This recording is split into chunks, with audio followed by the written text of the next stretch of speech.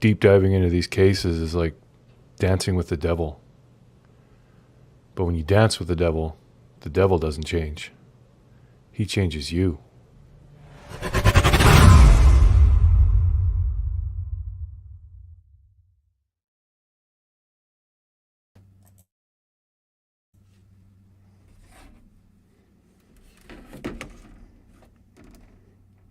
Pull up my chats.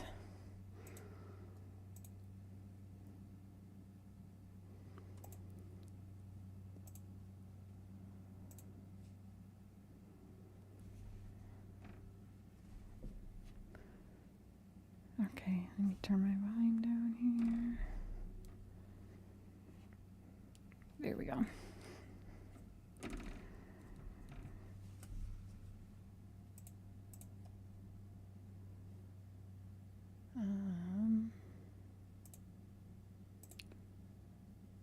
There we go.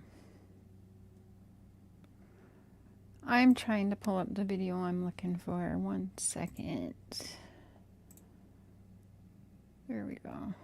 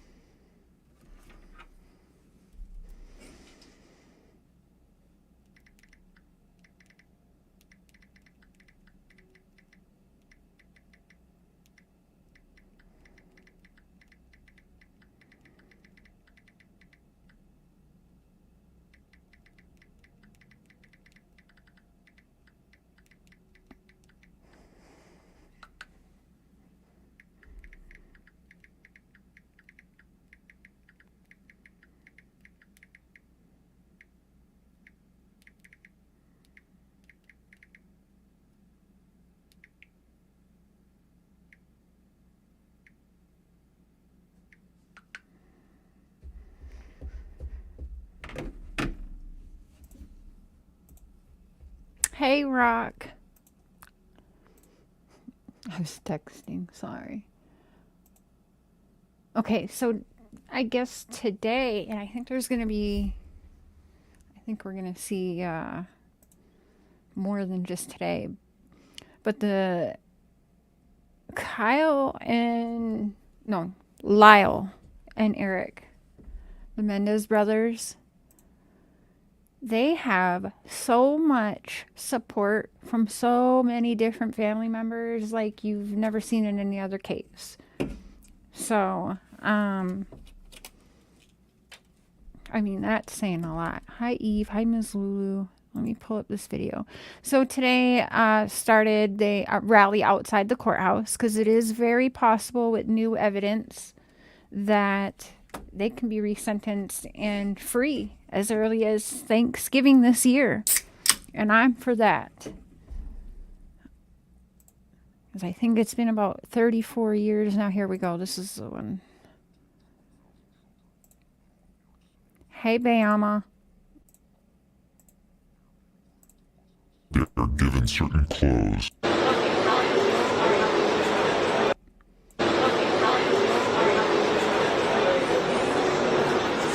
Ooh, the sound.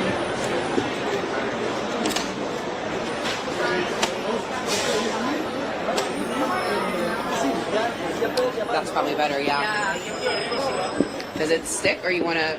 How's the That sound? last little leg. Too staticky? Hi, Moon. So I think that's gonna fall. What I would do is probably anchor it underneath this.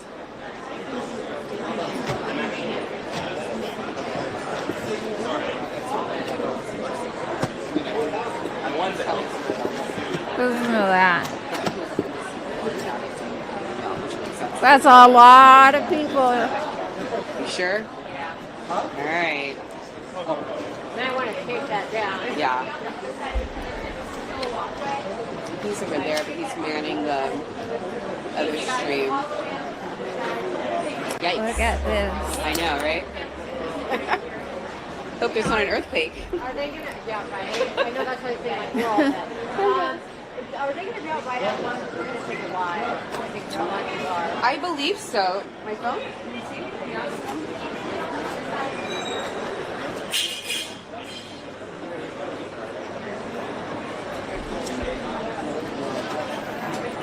Hold on one second. Let me see here.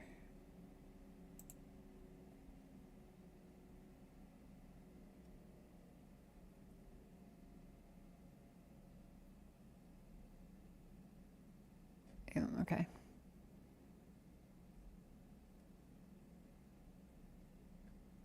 Oh, what the hell?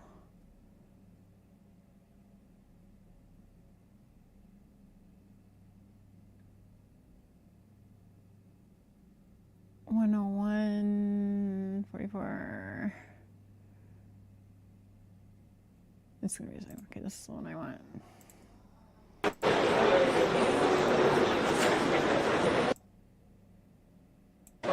I know, right?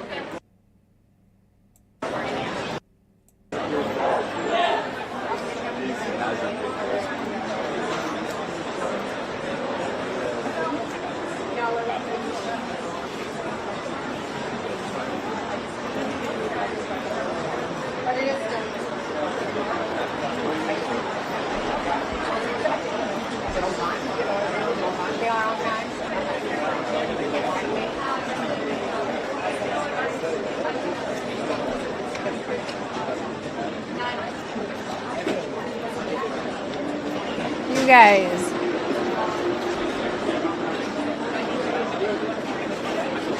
You hear how loud that chatter, all those people, and this is outside? Holy shit. Let's go. I want to hear. I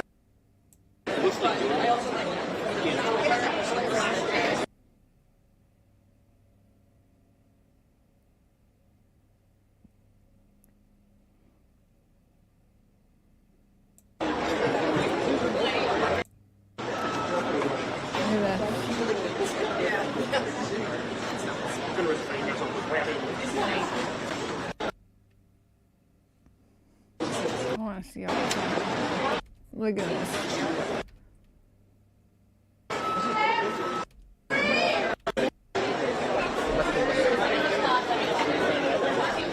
Hi, LJ.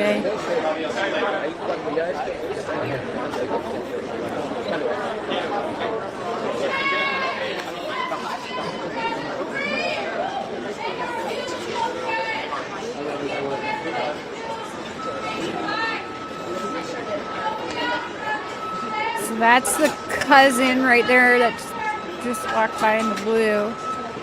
She witnessed and came forward all these years.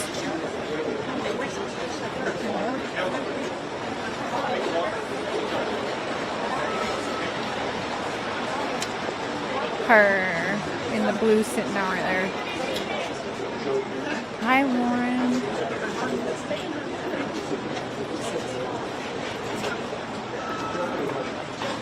Yeah, you know, I keep going back and forth, and I just think it's probably better for me to not right now because I'm getting too mad. So, not today anyway. I'm distracting myself. Sorry to disappoint, Lauren.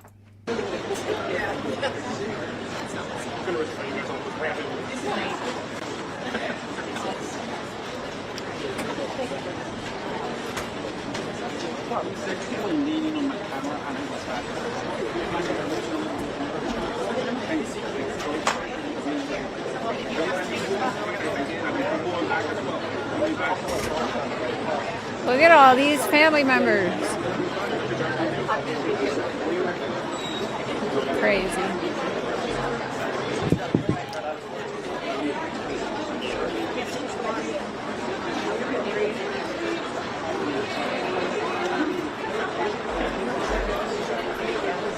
Hi, Jan. No.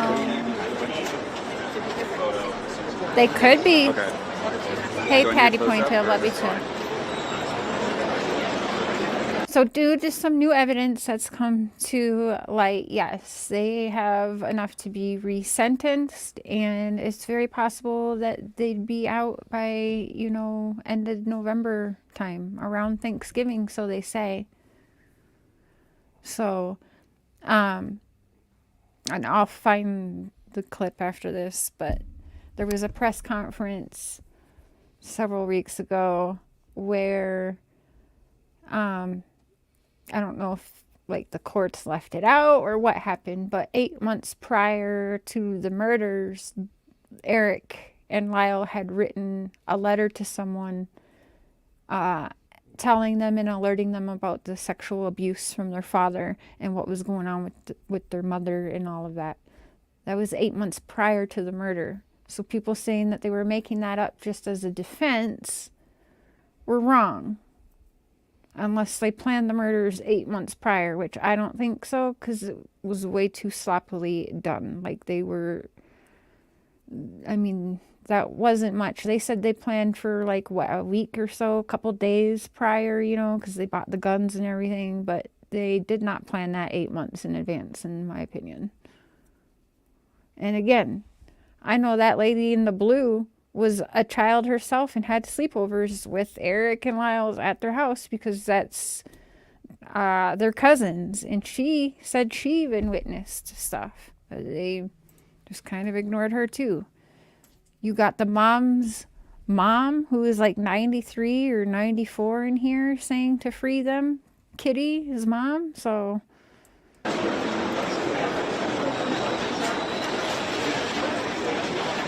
yeah. 34 years, so I think it's long enough.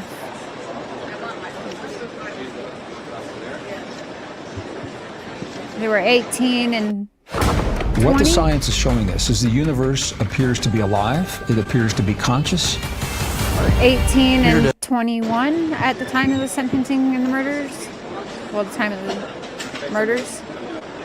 Yeah, around 34 years. 89, so...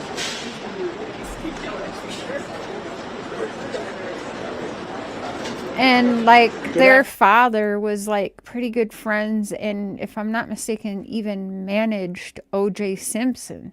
And so their first trial, they actually had a hung jury. And then before their second trial kept getting pushed out, and then O.J. Simpson fuckery happened. And I think that somewhat railroaded them because they were like, okay, well, we let this monster go free. Like, for sure, we're not going to let what media is dubbing these monsters go free, right? I think that did have a big part of it. So I don't know. Afternoon. My name is Mark Garrigus. I, along with Cliff Gardner, represent Lyle and Eric Menendez. I also have here today Alex Kazarian, Sitar Kasim is somewhere, and Tina Glamian, who have been working for the last 18 months in order to get a release for Lyle and Eric Menendez. A couple of weeks ago, And then you separate them and put them in different prisons to just add on to that, right? They're together now and have been for a while, but I mean for a good chunk of their prison they separated those boys. and so you understand the background of it. Back in May, we filed a writ of habeas corpus. A judge in this courthouse, Judge William Ryan, issued what's called an informal request for a reply. That informal request for a reply was to ask the DA to respond to the allegations of new evidence. Part of the two prongs of new evidence were, number one, a letter that was found at Marta Cano's house.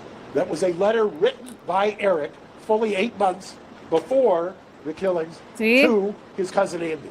His cousin Andy testified at the trial. Yep. However, in the second trial, was demeaned as making this up or was not true. Yep. This letter now shows or corroborates that Same with Andy that was lady telling in the the blue truth. right there. Says she wasn't telling the truth describes either. the abuse. The letter, I believe, was released at least temporarily by the DA's office, and anybody who wants it, we can release that as well. Release that The other shit. pillar of the writ of habeas corpus was a declaration by Roy Rosello. The declaration by Roy Rosello is incredibly important. Is for a that the number boy of band? reasons. Number one, Roy Rosello, who was a member or a then member of the band Menudo, Yes. was Molested took great too. courage at Murray's finding him and talking to him to sign a declaration that said that he too was assaulted by the father, and not only assaulted, but it happened at the house. The reason that's important is that it corroborates what was testified to in trial number one. That it corroborates the fact. You know what? I hope they do. I've been saying that because I do think they're entitled. I mean, they were set to inherit their dad's $14 million, and where the media would like people to go off, yeah, they went on a little bit of a spending spree, but where the media makes it sound like they started spending mom and dad's money, right? So they were the inheritors for their dad's, I believe, $14 million. The money that they went spending through was from a life insurance policy that I'm not even sure they were aware they were beneficiaries on, or that he even had, for only $650,000. So are they gonna risk everything for $650,000 when they set to inherit $14 million? I don't think so. Everyone fucking knew, and they let it go. This man had millions of dollars and was rubbing elbows with the celebrity world, right? So That the safe place that Jose thought he Hi, had ask was me. in the house. Ask It me corroborates more. what the family members said was the very uncomfortable rule in that house, that you could not go down the hallway if Jose was with one of the boys. That was the ground upon which the uncomfortable rule corroborates the fact that the safe place that Jose thought he had was in the house. It corroborates what the family members said was the very uncomfortable rule in that house, that you could not go down the hallway if Jose was with one of the boys. That was the ground upon which he prayed. We have those two items. Now, there is a separate track. About 3 months ago, we sent a petition, and mind you, the DA's office, there's been those who have said, well, this is election nearing, blah, blah, blah. We filed this, and the DA has been, Mr. Gascon's office, has been engaged with us productively, strongly, for well over a year. Joan, who you will hear from in about 5 minutes, we actually, because of her young age, she turns 93 next month, we had what's a very rare thing done back in December, which is called a conditional examination. It's a deposition in a criminal case to preserve her testimony. She was there with her lawyer, Brian Friedman, who represents the family. And what we are also on a parallel track doing is asking, and have been asking, the DA to look at the work they have done and resentence them, to support the resentencing. Now, when I say the work they have done, Lyle and Eric have started, mind you, since 2005, up until the time that Judge Ryan issued the request for an informal reply, have had no hope of ever getting out. Since 2005, they had exhausted all legal remedies. They had resigned themselves to being in prison for the rest of their lives. You could take two tracks on that. You could either just become a hardcore, irreconcilable recidivist, or you could do what they've done, which is create programs, counsel people, develop amazing programs, mentoring people, go to college, get degrees. And that's exactly why we're huge supporters of our friend's husband, Taylor, because he too got life sentence, and as 20 or 19, something like that. And when you get a life sentence and you know there's no possibility of parole, like life is life, you're going to die in there, you can, like this guy says, go one or two ways. Get into the drugs, because there's people, I don't understand the people that don't understand, like, drugs are rampant inside the prison. You can just be a piece of shit that just, you just give up and whatever, you're in prison for life, you know what I mean? Or you can really do good, make programs like these brothers have done, and try and use your time to still benefit yourself for the better and to help others, which is a lot of what Taylor does as well. Thought he'd never have no way out, but he does have an appeal that he might be able to see freedom himself, Taylor. But been a model prisoner, yeah. Imagine if you think you're never gonna get out. You don't have to be a model prisoner now, do you? But you make that choice, right? So I think that says a lot about them. Lyle, in fact, graduated from the first ever class in June. I watched it, of a combination of UCI along with the Department of Corrections. The first class, Mr. Friedman and I were there. Me too, yeah. Prisoners who got their BA degree while in prison. I know a bunch of them. I don't think, men being victims of sexual abuse, especially by their own fathers, super taboo back in the 80s and 90s. These days, it's not taboo. Men are victims too. Like, it's just silly to think that's not a thing. But, yeah, I do think that because, there's pictures of the family with O.J. Simpson in that, and they had the hung jury at first, and then O.J. and I think that put a big wrench in things. So, without parole. So there is an idea that there is redemption. There is an idea with their Green Space project of rehabilitation. I will tell you, in over 40 years of doing think of the trauma they put him into, separating them, knowing that they can't even you're going to prison. These men back in that time very publicly talked about being raped. We know what happens behind prison walls, right? So you separated them too, so that they didn't even, they couldn't even, be there for each other, try and help each other be safe in prison. If you catch my drift, they separated them. That shit was on purpose to hurt them further. So I think that they should be out, and I do think that they should be entitled to a couple $1 million. I have never seen the amazing exemplary rehabilitation and mitigation evidence that we have now presented to the DA's office. We're going to hear from the family today briefly, and I will tell you, I'll give you kind of a coming attraction. I will start with Anna Maria. She will tell you exactly the genealogy. We have over 20 relatives, both Kitty and Jose's sides of the family. This is virtually unprecedented in my practice, and I would dare say in any Listen again. Genealogy. We have over. We're going to hear from the family today briefly, and I will tell you, I'll give you kind of a coming attraction. I bet. I will start with Anna Maria. She will tell you exactly the genealogy. We have over 20 relatives, both Kitty and Jose's sides of the family. This is virtually unprecedented in my practice, and I would dare say it anywhere, that 20 family members on both sides, victims, constitutional victims under Marcy's law, are here to urge the DA to resentence. When, after they're finished speaking to you today, we will then, Mr. Friedman will take them across the street to the Hall of Justice, and they will go through what Gascon does in resentencing, and they will meet with the resentencing unit. They will, under the California Constitution, Marcy's law, they will voice their opinion on why they believe it's time that these gentlemen come home.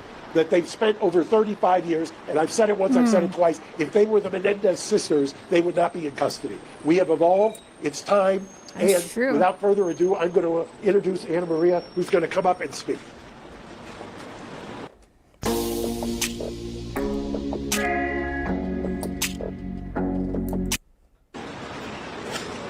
Good afternoon, everyone. Buenas tardes.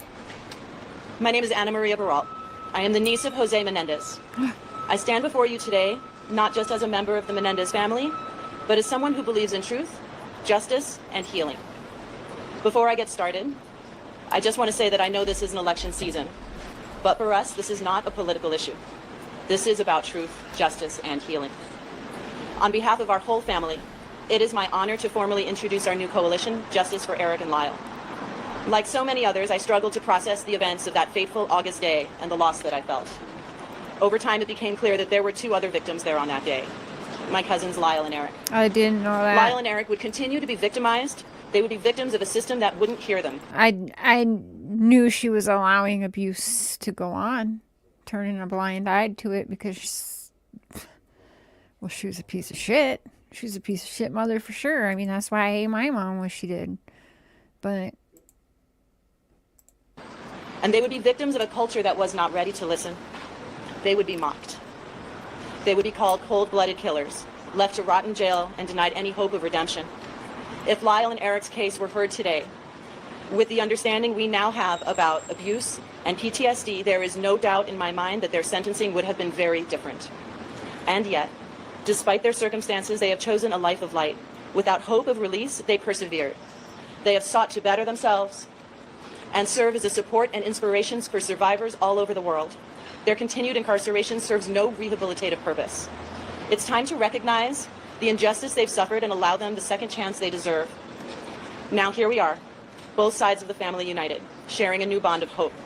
Hope that with the re-examination of their case, a new outcome will be reached. Hope that this 34-year nightmare will end and that we will be reunited as a family. I am here to ask the district attorney's office to take into account the full picture, the truth that was hidden for so long. Lyle and Eric deserve a chance to heal, and our family deserves a chance to heal with them. Please join us.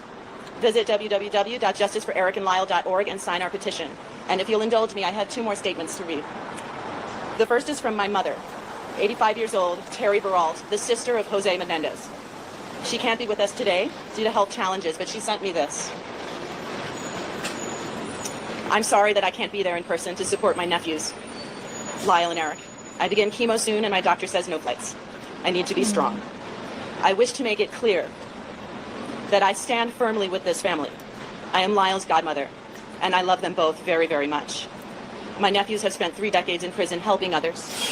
I have seen great growth in them. Even the law enforcement supervisors and corrections have written letters to the court asking for their resentencing and release. Millions across this country agree. I implore the district attorney's office to end our prolonged suffering and release Lyle and Eric back to our family. 35 years is such a long time. My prayer is that I live long enough to see my nephews again and to hug them once more.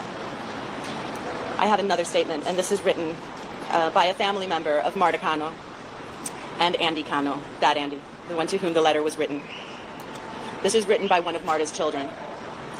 Thank you for giving our family the opportunity to express our thoughts during this pivotal time in Lyle and Eric's case. Our family's tragedy has always been very public and has been extensively covered by many media platforms.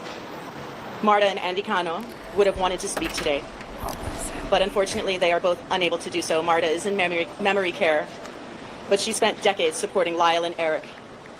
Sadly, we lost Andy shortly before his 30th birthday, and we miss him every day. Both Marta and Andy deeply loved Lyle and Eric. They both believed in justice, but they also believed in second chances and forgiveness. It has been 35 years since this happened, and we feel enough penance has been paid.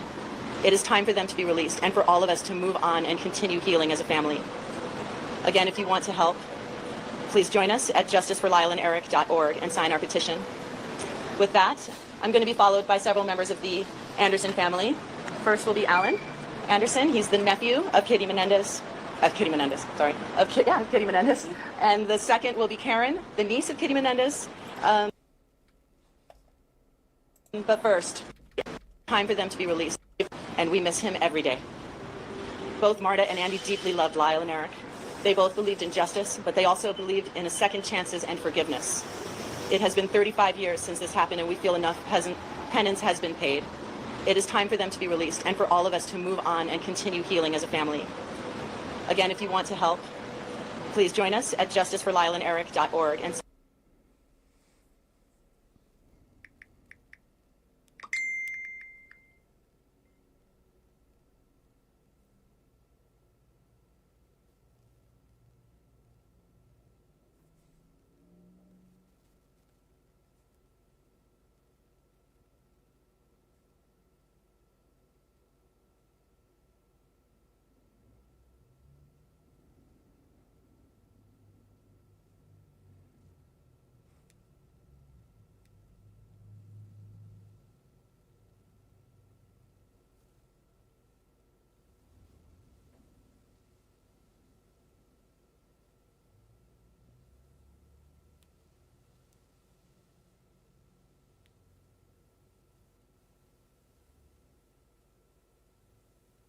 Okay.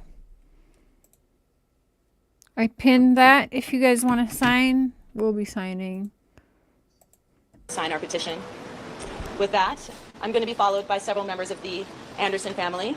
First will be Alan Anderson. He's the nephew of Kitty Menendez. Kitty Menendez. And the second will be Karen, the niece of Kitty Menendez.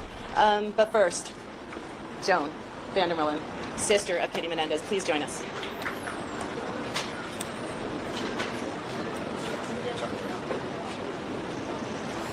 Two soldiers, thank you.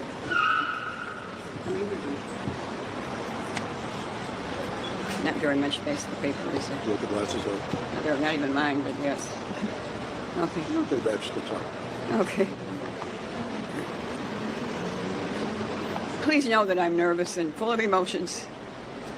I never thought this day would come. I am Kitty's sister.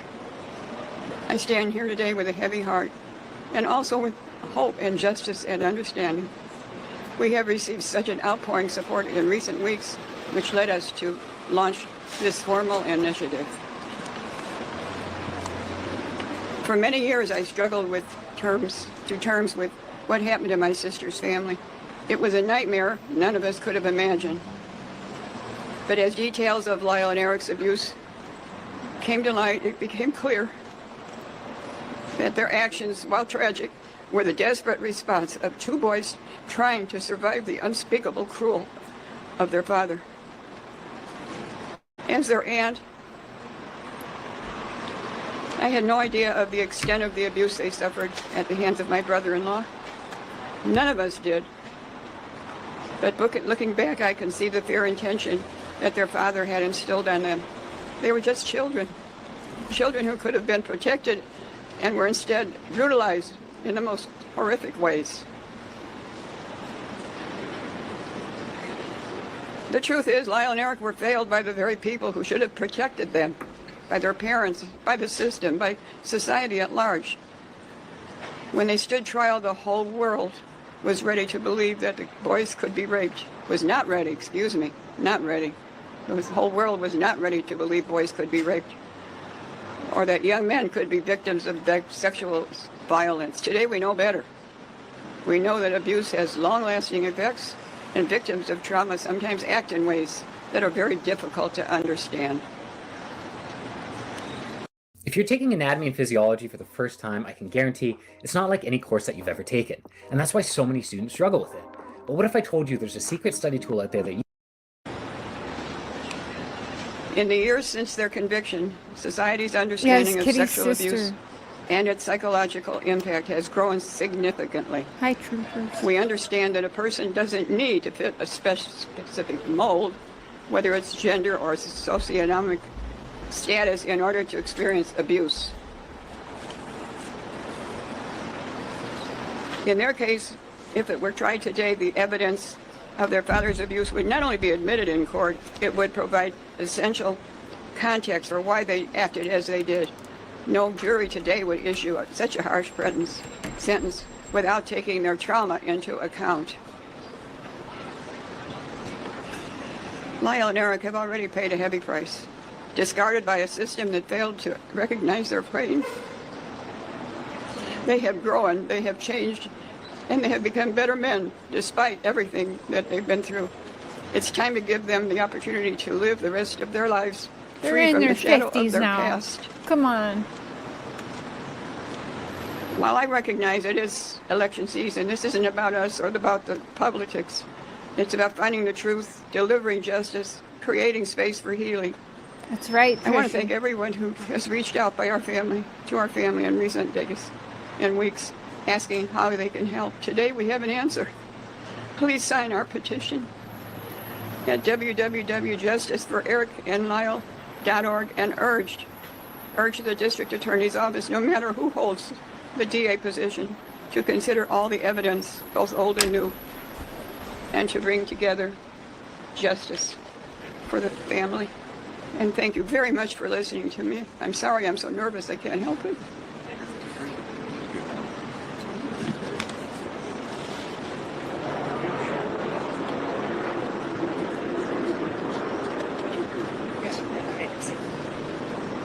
Next, we have Alan Anderson, nephew of Kitty Menendez. Hello, and thank you everybody for being here. Hello, my name is Brian A. Anderson Jr. I'm the Kitty of Menendez. Kitty Menendez. I'm Kitty Menendez's nephew. I am proud to be a member of this family and to help spearhead this formal effort to organize and galvanize all the support we have received. Together, I believe we can finally bring justice for my cousins, Lyle and Eric. I've known Lyle and Eric my whole life. I can tell you without a doubt that they are not the villains they've been portrayed as. They were boys, young, scared, and abused by their father in ways no child should ever experience. You, the media, focused so much on their actions, but they never were told, they never were able to tell the full story of their abuse that drove them to such desperate measures. When I think about the pain and suffering they endured, it breaks my heart to know that the system failed them so profoundly. They tried to protect themselves the only way they knew how.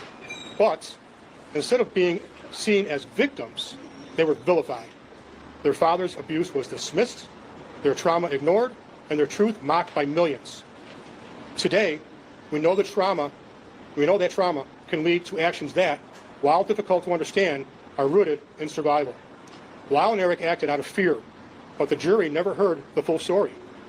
If their trial were held today, their father's abuse would be front and center in their defense, and I believe the outcome would be very different. Lyle and Eric are not the same people they were 35 years ago. They've shown that they are more than their past. They are survivors and deserve a chance to rebuild their lives. They are no longer a threat to society. Please do not misconstrue this to be political. Justice should prevail and transcend politics. I am asking the district attorney's office, regardless of who the DA is or becomes, to reconsider their case with the knowledge we now have about their abuse. Lyle and Eric deserve a second chance to heal, a chance to be free, and to live the rest of their lives without the shadow of their past hanging over them. I firmly believe that if they were to come to my house, knock on my door, I would answer that door, I would welcome them in with huge hugs, my wife would make them a dinner, and I'd give them a pillow and a place to sleep. Thank you for being here today, supporting Justice for Lyle and Eric. Please go to our website, learn the truth about their story, and sign our petition. Thank you.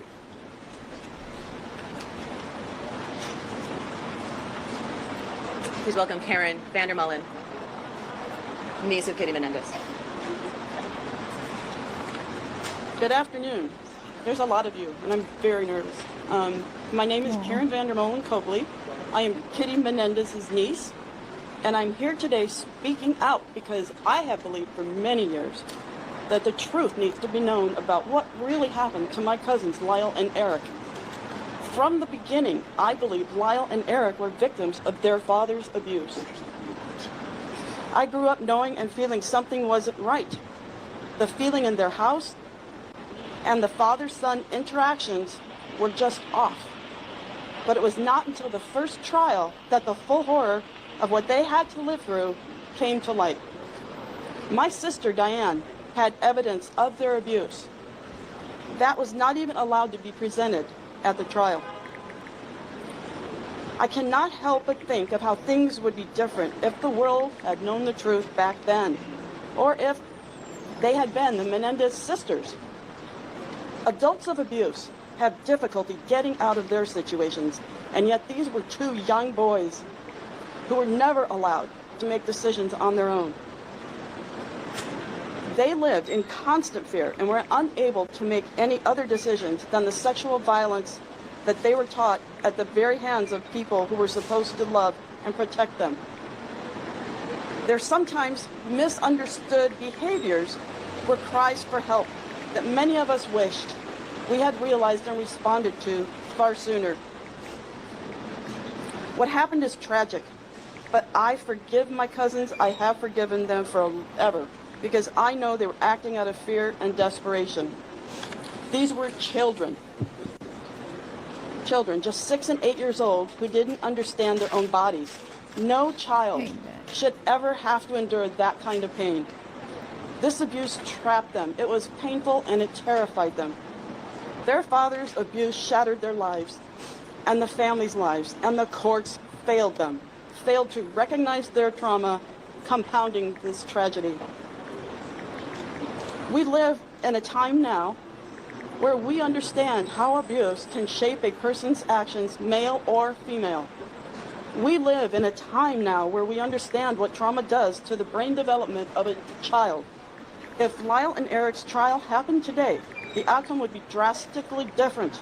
The evidence of their father's abuse would have been a central part of their defense. And it's very likely they would not have received such harsh sentences.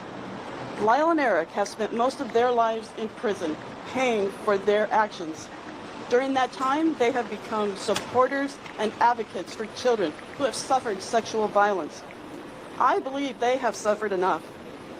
I ask the district attorneys to take into account the whole truth and nothing but the truth. I believe they have paid for their crimes, and we as a family have all suffered enough. We are here for them and ready to support Eric and Lyle after release. This is a time for truth and justice, and the time for the path to healing. It is time. This one might be, I think that might be the Eric one and in Lyle to blue. come home. We are here for them. Please visit our website and sign our petition. We would love nothing more than for our mom to be able to wrap her arms around Eric and Lyle outside prison walls before she is unable to do so. Thank you. Thank you all.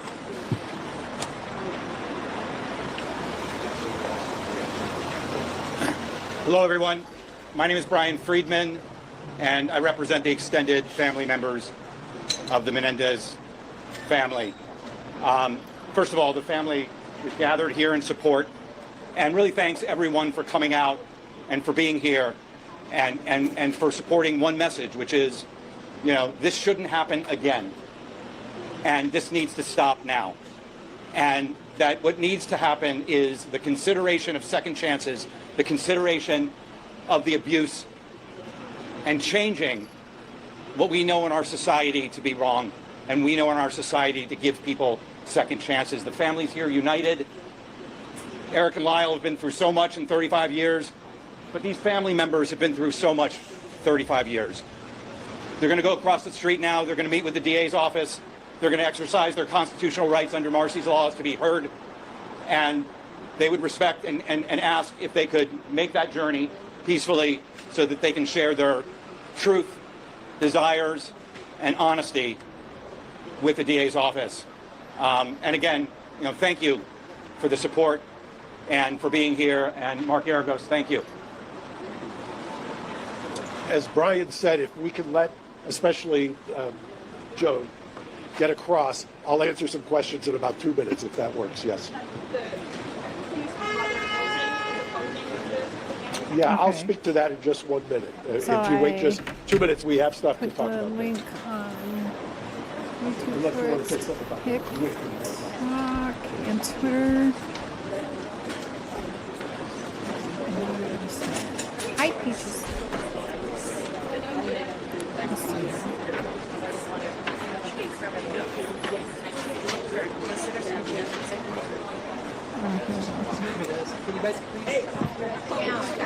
Which one? Here you go.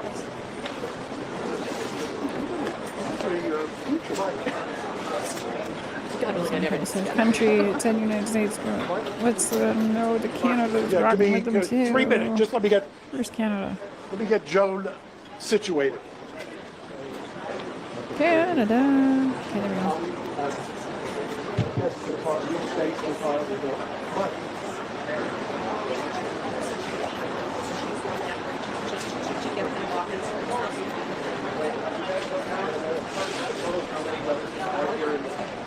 Over 30. Babe! You should have said that before. What are you asking, sir? We'll get it over. We'll get it up.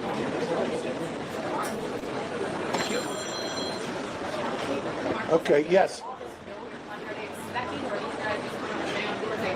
No, we caught part of what Brian had referred to is under Marcy's law, the California Constitution requires that victims get a say. So what we did is the DA's office, when they heard that we were doing the press conference, extended the invitation for the family to come over and hear about Marcy's law, to hear about exactly what their feelings are. I will tell you, and I said it before, that the DA's office from 18 months ago has taken this very seriously. And I say that because there are times, whether it's high profile, low profile, that I don't get the feeling that we're being heard. I get the feeling here that we have been being heard. I get the feeling that there is genuine, I think the DA has mentioned in his remarks that there is a division in the office. I understand that. I mean, I get that. But I don't think that there should be any division when you've got a united front of this many family members. And I know somebody had asked me about one of the family members. I would just say I don't want to cast aspersions on anyone. All I will say is think about your own family. Do you think you could get almost unanimous support out of your own family and extended relatives for anything you do? So I'll leave it at that.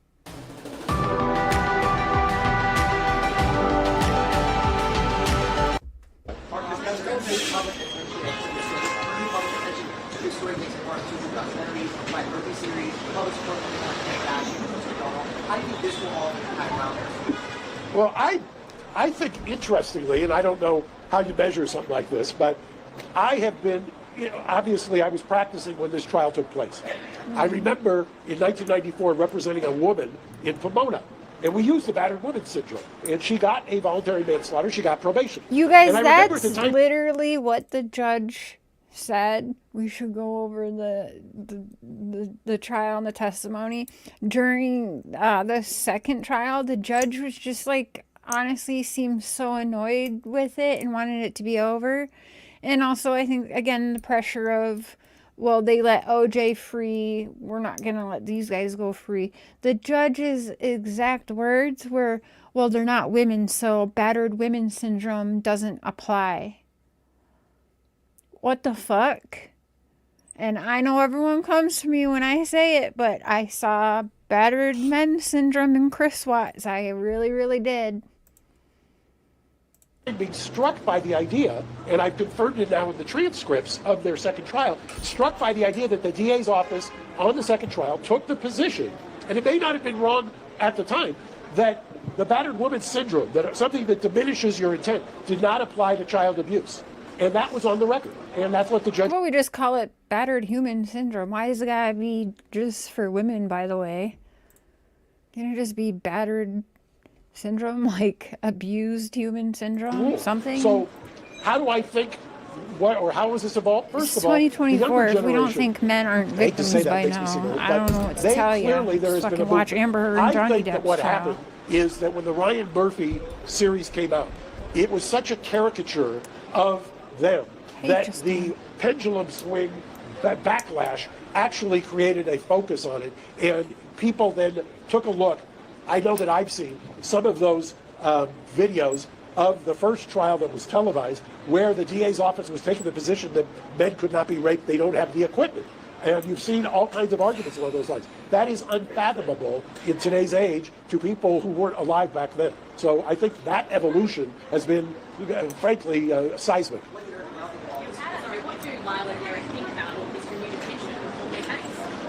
I think one of the reasons that we mentioned early on and that the family has said it, they had absolutely no hope after 05. So after 2005, they didn't believe, they thought they were going to spend the rest of their life in prison. And they had resigned themselves to it. And all of the programs, I invite anybody to take a look at what's called the Green Space program that they have. The Green Space program that they have created down there, that's based on the Norwegian model, that is something that they have done in order to reacclimate prisoners who are being released. I look at both the external programs that they've done and the introspection and work they've done on themselves. I use the term cautiously optimistic. I mean, there is an irony. I didn't know that. Beautiful Chaos says the cousin that testified in court. Oh, Andy. Okay, so that's why he committed suicide.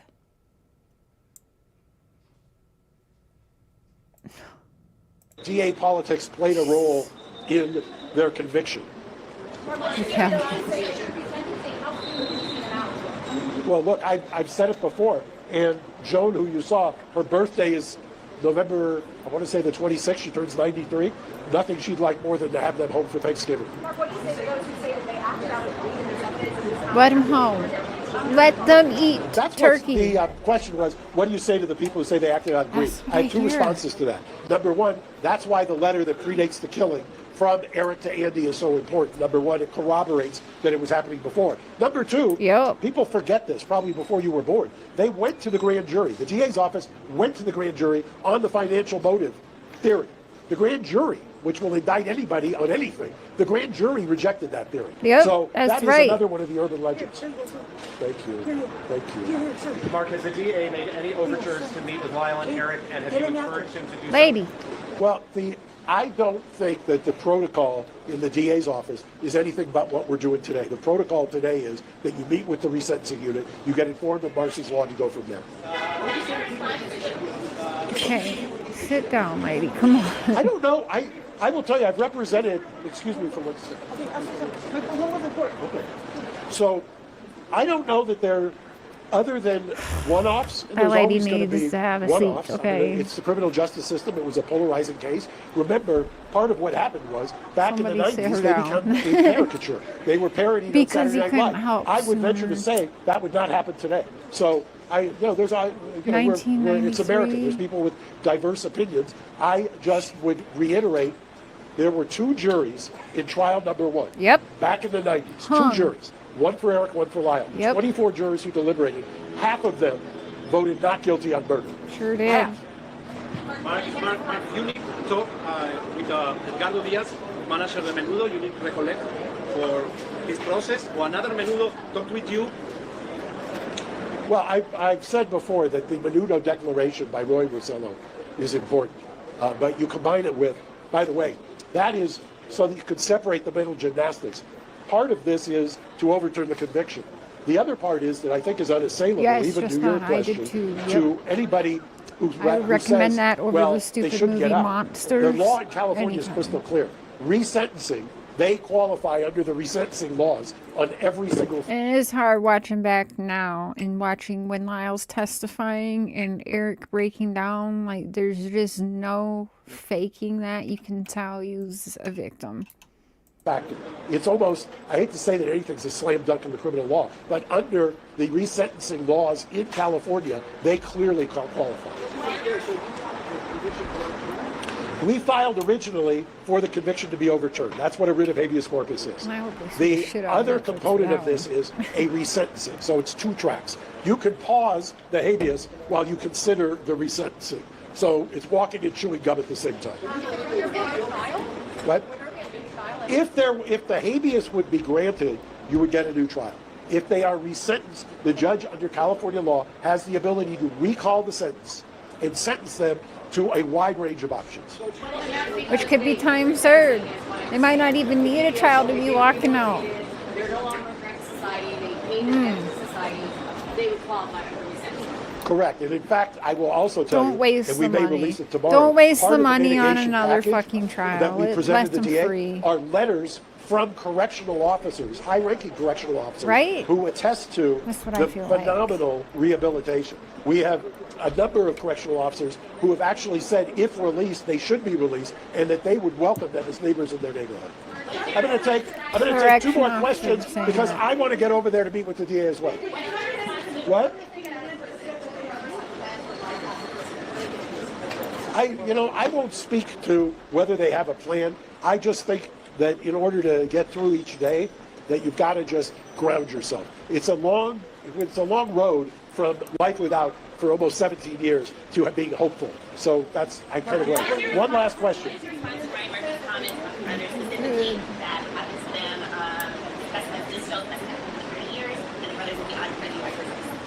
Some wag, I don't know who it was, I could give him credit, said about Ryan Murphy that of course he's going to take credit. I didn't say it, so I don't know the man. Anyway. The cousin. All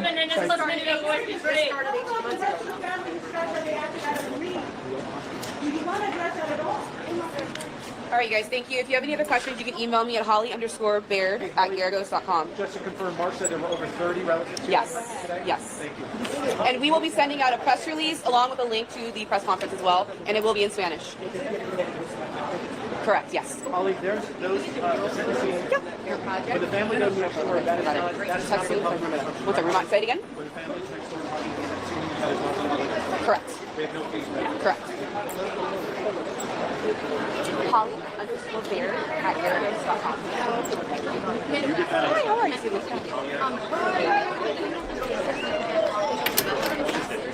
The letter, text me, and then I can send you the exhibits. Let him out. Let him out.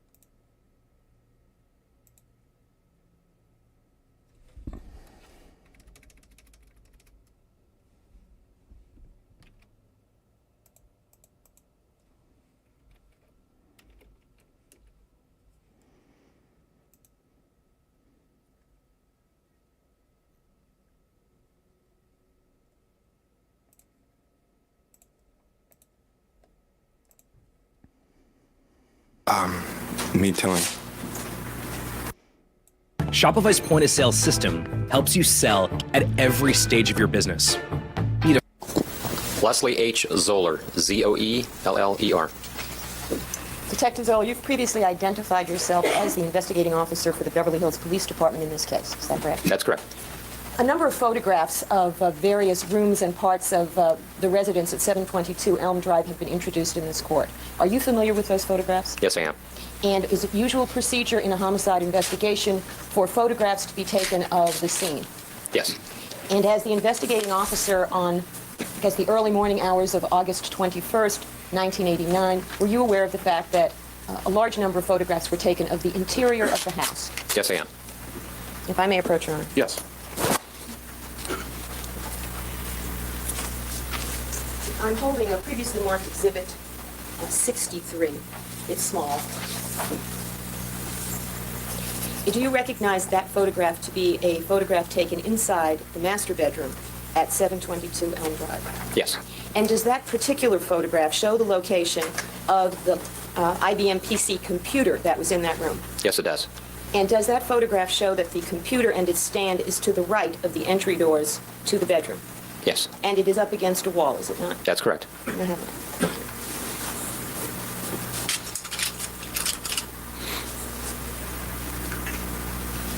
Now, I've placed a series, may I stay, Your Honor, just to go through these photographs? Yes. I've placed a series of photographs in front of you that have been marked with new numbers 257 through 265.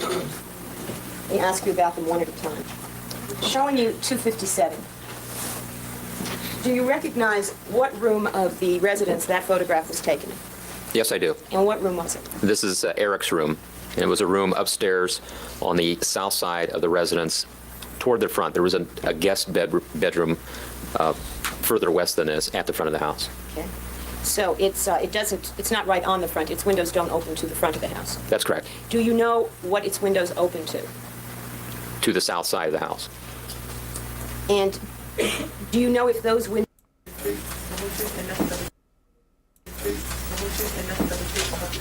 Yes, I do.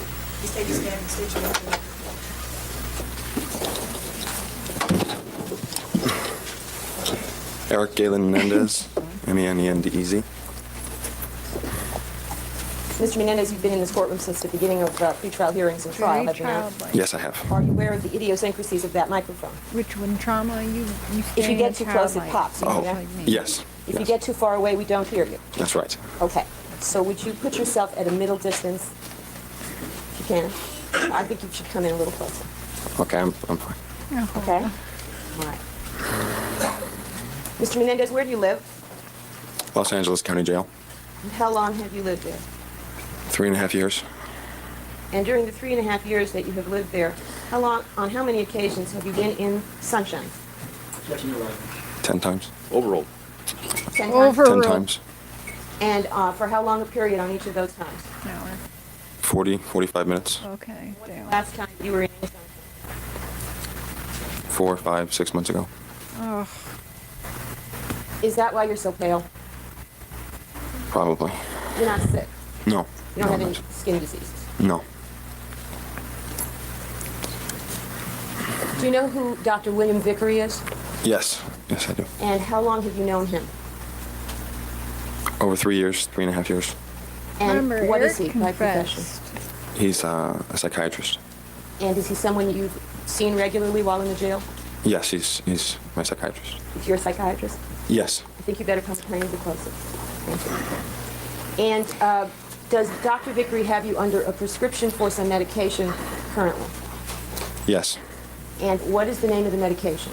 Xanax. And what is your understanding of what it's for? Overruled. So that I can sleep and for my nerves. Are you a nervous person? Sometimes. Yes, he is. And how often are you supposed to take the Xanax? 18. Twice a day. And are you supposed to take it at night to sleep? Yes. Did you take it last night? Yes. Did you take it the night before? The night before, yes. Now, are you also supposed to take it during the day? Yes, I am. Have you not taken it today? No, I haven't. And are you planning on taking it during the day so long as you testify? Yes. You are? I'm planning on it, yes. You know if you will? No. What kind of question is You have that? some concerns about taking You're it while you're testifying? prescribed and your doctor says take it twice a day. And you're asking, I'm sorry, what? Are you planning on taking your Xanax later? So he didn't take it prior to getting on the stand, he says, right? That's what I'm hearing. Which would be when I fucking would need the Xanax most. Okay? But he didn't take it. And here they are like, why is that even a thing? If he's doctor prescribed it, why is that? And after the murders, I don't understand why this is even a question to him. Try and make him look like a fucking druggie? What? Yes. And why don't you tell us what those concerns This are? is so wrong. I've been told that when you take Xanax, Let me ask you something. Does it make you sleepy? yes, Are you reluctant to take it when you need to be awake? yes, There you go. Were you aware of the fact, Mr. Menendez, that in 1987, 1988, and 1989, your mother took Xanax? yes. The pineal gland has So, tiny little cilia, and what are they going to do? Try hair-like and say he extensions abused all his mom's around. prescriptions When- now? Come on. What's happening? Do you know what the dosage is, what the size of the pill is of the Xanax that you're supposed to take? Yes. What is it? 0.25? 0.25 milligram? Yeah. A quarter of a milligram? Yes. That's And that makes you sleepy? Yes. Did you Strike that. How long, strike that. What's the first day that you resided in the Los Angeles County Jail? March 11th, or the night of the 10th, or the 11th, 1990. And was that the day that you were arrested? Yes, And where were you arrested? at the LA airport. Oh, airport. Los Angeles International Airport? Yes. I thought they were at And home. did Detective Zoller that's when the arrest you police there? came. They were Yes, arrested he did. there. And how did you come to be at Los Angeles International Airport? I flew in from Miami and London. And where had you started out on that journey? Right. I was in Katie Israel was on playing the tennis. And was your coach, Mark Heffernan, in Israel with you? Yes, he was. And did you fly from Israel to someplace and then stop? I flew from Israel to London, And then from London to? Miami, And from Miami to? LA. Now, did something happen? Did you hear something in Israel that caused you to make that flight? Yes, I did. And what had you heard? My roommate called me and told me that my brother had been arrested. And your roommate's name was? Noel Nedley. And was Noel Nedley a man? Yes.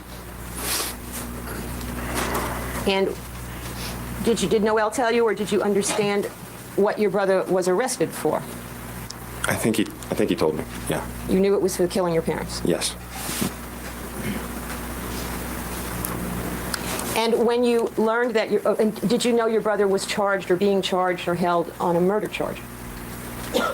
Well, I assumed. I mean, I knew it was for the killing of my parents, so So you knew the charge would be murder? yes. Did you learn before you left Israel that allegations had been filed still against your flew back brother home. of special Interesting. circumstances that made it a potential death penalty case? Yes. No, I'm not sure I knew that before I left Israel, but I knew that in London. You knew at least that was the potential charges? Oh, yes, I knew that. And how soon after hearing that your brother was arrested did you decide to leave Israel and come back to the United States? Immediately. Immediately, yeah. And did you expect that when you came back, you would also be arrested? Yes. Did you understand there was a warrant out for your arrest? Yes, I did. And did you understand you'd be arrested for the same thing your brother was being held on? Yes. Did you ever consider during that period of time running away? No. Did you consider hiding? No. Did you consider fighting extradition from either Israel or England? No, I didn't want to fight extradition Why? because I wanted to be back with my brother. Why?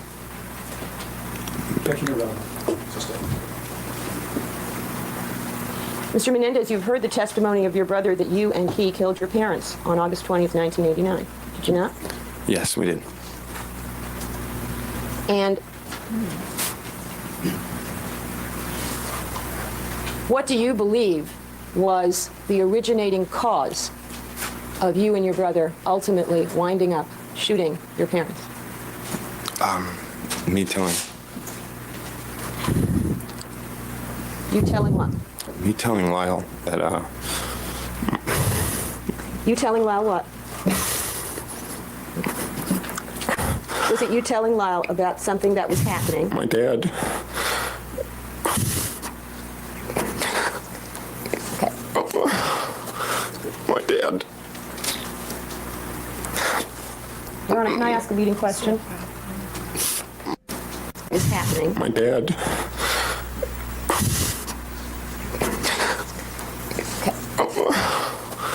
My dad.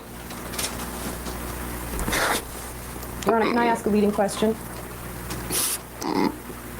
If you don't ask. My dad. Wait 1 second, Mr. Menendez. Okay, let me ask. That can't be faked. That right there can't be faked. Was in the process of answering, so I need to ask him. Can you answer the question? Yes. Okay, is you telling Lyle what? My dad had been molesting me. And did you want something from your brother? Is that why you told him? I wanted to stop. Were you seeking help from your brother? Yes. And when you were in Israel in 1990, did you feel that seeking help from your brother was why your brother was in jail? Yes.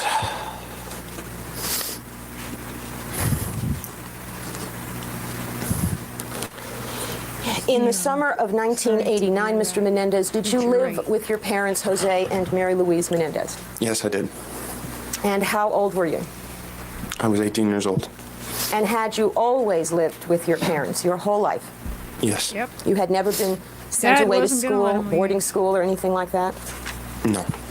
Had you on a couple of occasions gone away to camp for a week at a time? Yes. Other than that, did you always live with your folks? I guess I did. And in fact, as of that summer of 1989, had you taken all of your vacations with your parents? Yes. Had you ever been an exchange student or studied away from the city in which they lived? No.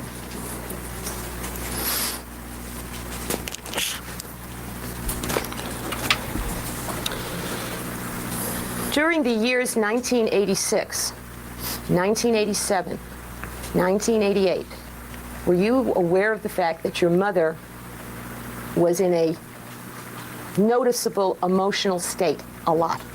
Yes.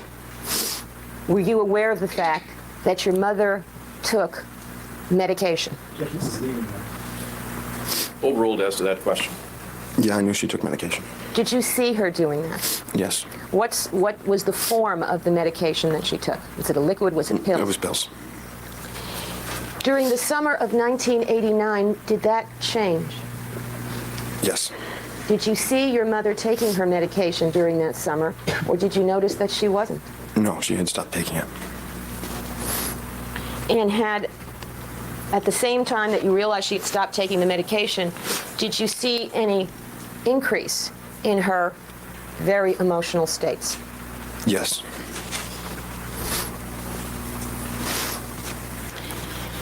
Mr. Menendez, during the summer of 1989, were you being sexually molested by your father?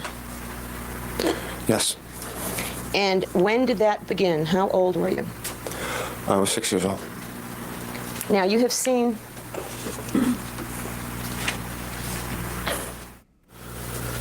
You've seen a series of photographs that we put up on the board some weeks ago.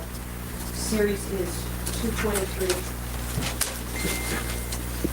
230. This is front of the moment.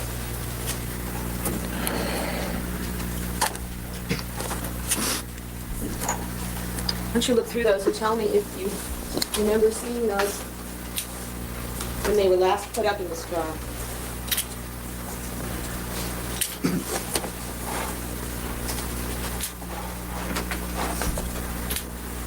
Yes. Okay. Yeah. Yes. Except. Are those pictures of your 6th birthday party? Yes. Other scenes of that day? Yes. Now, do you know, can you remember whether or not the molestation began before or after your 6th birthday party? I was right around then. I believe it was just after. Excuse me? I believe it was just after. After. Mm-hmm.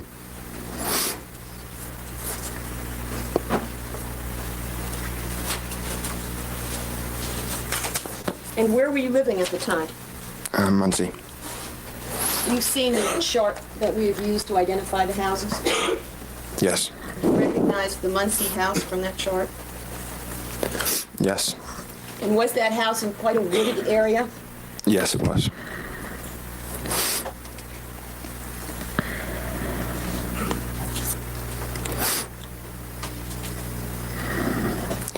Can you say, Mr. Menendez, that you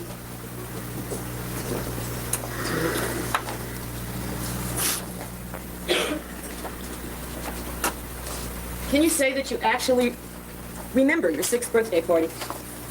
No. You don't?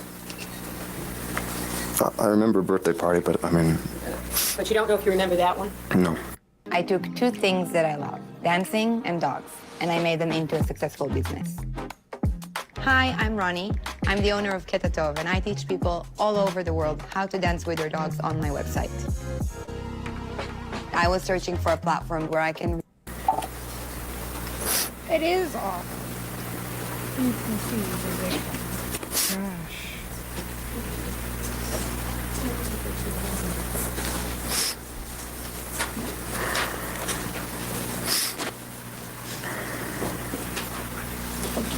They're stuck together. Excuse me.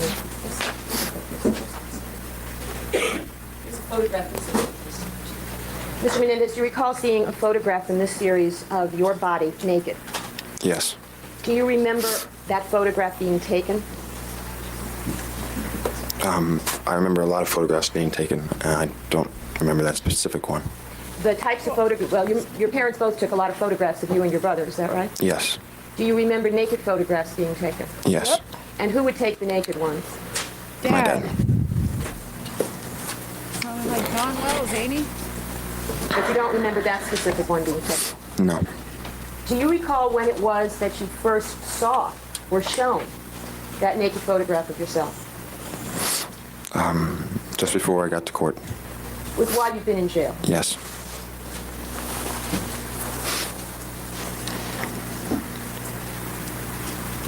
How long, from the time you were 6 when you say your father started to molest you, how long did that go on? 12 years. And were there episodes of sexual activity with your father over that last summer? Yes. Over the course of the 12 years, did the type of sexual activity that your father engaged in with you vary and change? Yes. Were there patterns to the behavior so that there were actually different kinds of sexual incidents with your father? Overall. Yes. And did you come over the years to give those different kinds of sexual incidents names? Yes. And would you tell us what were the names that you gave to those different types of incidents? Knees. Knees? Knees. K-N-E-E-S? Yes. That was one type? Yes. What was another type? Nice sex. Nice sex. Nice sex. What was another kind? Rough sex. Rough sex. And was there another kind still? Yes. And what name did you come to give that kind? Just sex. You called that sex? Yes. And was that you called sex some form of intercourse? Yes.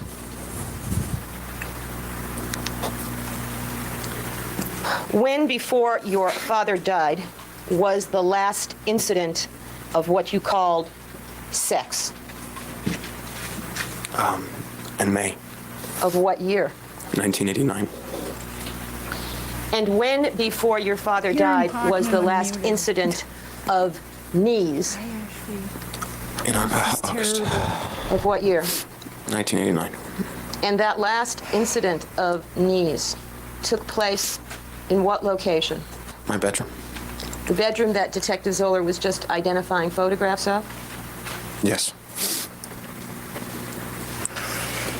Over the course of those 12 years, between age 6 and age 18, where did most of the sexual incidents with your father take place? In my bedroom. Starting at which house? In Muncie. And did episodes of sexual activity between yourself and your father also take place in the next house you lived in on Mill Road? Yes. And did similar incidents occur when you lived in the house in Pennington on Lakeshore Drive? Yes. And were there incidents in the fancy house on Mountain Avenue in Princeton? Yes. And were there incidents in the rented house in Calabasas? Yes. And were there incidents everywhere they went in the big mansion in Beverly Hills? Yes. And just put this in history.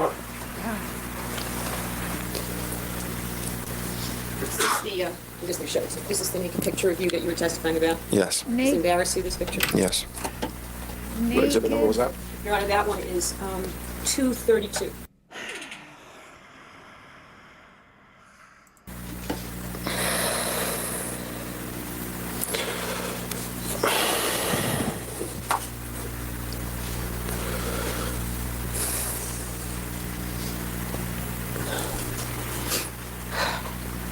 The summer of 1989, Mr. Menendez, what did you do for the bulk of that summer? I played tennis. And you played tennis? Yes. Did you play tennis at home or were you traveling? I was traveling. And you were traveling to what? Tennis tournaments. And were these tennis tournaments in different places? Yeah, they were in San Francisco, they were in Kentucky and Michigan. And was this series of tournaments part of the junior national competition that occurs every year? Yes. And what is the last place that the junior nationals is played every year? In Kalamazoo, Michigan. When did you start traveling to these tournaments that summer? July. And the first place was? In San Francisco. And did you stay in a hotel with your parents during that part of the tournament? Yes. And do you remember what town or area that hotel was in? I believe it was in Burlingame. Burlingame, California? Yes.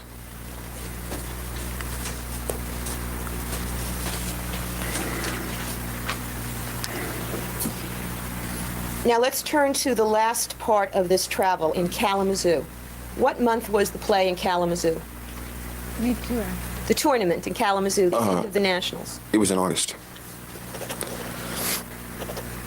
Now, how were you doing that summer, tennis-wise, in the tournament? In which tournament?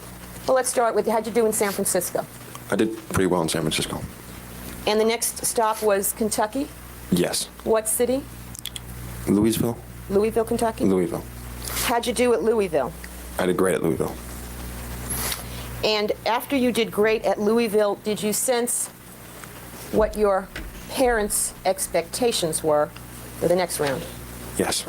And what did you sense about their expectations for the next round? They wanted me to win Kalamazoo. And what does winning Kalamazoo mean? Everything to their father, holy shit. It was called the National Tournament, and it was the biggest tournament of the year, every year. And Had to be the best of the best. when you that's won what it, know. you got a berth into the U.S. Open. But how many other tennis-playing teams were in that tournament? How many other kids were in it? 128. It was the top 128 kids in the country would compete in that tournament. And going into the tournament, were those 128 already ranked based on their previous tennis play? Yes. And do you know what you were ranked going into Kalamazoo? Not quite sure. I think I was ranked 44. I know This that was my end up. judge. This fucking judge. This judge. And by the way, did you hear in the Leilani's trial yesterday? Like, I'm sorry, they got jury numbers all fucked up. And get this, there are jurors falling asleep. Who does that? How are you falling asleep when you're supposed to be doing probably one of the most important jobs you'll ever have in your life because people's lives depend on what you're about to fucking vote on? And your ass is falling asleep. That is crazy. I don't know why I just thought of that. But, because of this judge. Like, knowing now, and if you watched that Netflix documentary, not the shitty-ass movie that I don't even think that Mark and I finished it because they made it too much incestual gay stuff between the brothers, and that was just wrong, in my opinion. But anyway, yeah, I didn't even finish the movie. Plus, they named it The Monsters. Like, right there, come on. Like, that's... Chubbs, no. Good boy. But this judge was like, well, they're not women, so... Like, he was just over it. And to be honest, he looks like he's over it. And I don't think that's very fair. He's done with it. I mean, look at right there. He doesn't even want to be there. Somewhere around 40. And when you say your parents expected you to win it, does that mean they expected you to go from 44 to 1? Well, not necessarily go from 44 to 1 in the rankings, but win the tournament. In other words, beat everybody and wind up the #1 player in that tournament? Yes. Are they saying Now, there was tournament some youngster ranked weird? 1, wasn't there? Yes. And 2. Yes. And all the way, there's 43 people Honey, ranked. is that- Now, there was beat everybody and wind up the #1 player in that tournament. Yes. Now, there was some youngster ranked 1, wasn't there? Yes. And 2. Yes. And all the way, there's 43 people ranked higher than you. Yes. Did you feel it was, that you could do that? That you were going to win Kalamazoo? No. Why not? Because I wasn't good enough to win Kalamazoo. And did you say that to your parents? Now, don't expect me to win this. I'm not good enough. No. Why not? Well, my dad and my mom wanted me to win Kalamazoo, so I told them I would play my hardest, and my You dad said, know, their "No, option, but you to want play to win it." hardest. So you wouldn't say to him, Dad, that's not realistic? No. In fact, over the course of your entire life, did you feel that your parents had expectations for you? Yes. And did you ever feel those expectations were perhaps too high? Yes. Yes. And did you ever tell them, I can't do what you want me to do? No. No, I don't remember saying that. I wouldn't have. You wouldn't have? No, I wouldn't say that.